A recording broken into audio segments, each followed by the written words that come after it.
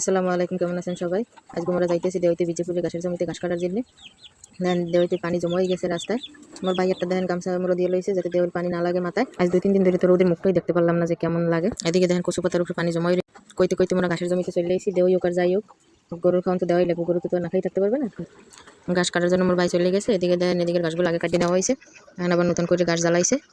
ভাই ঘাস কাটা শুরু করছে। আমরা ঘাস কাটতে কাটতে আমরা চ্যানেলটা সাবস্ক্রাইব করে যান। আরে ভাই 2025 সালে কি কেউ সাবস্ক্রাইবের কথা কল আগে নিজ দায়িত্বে সাবস্ক্রাইবটা করে দিন।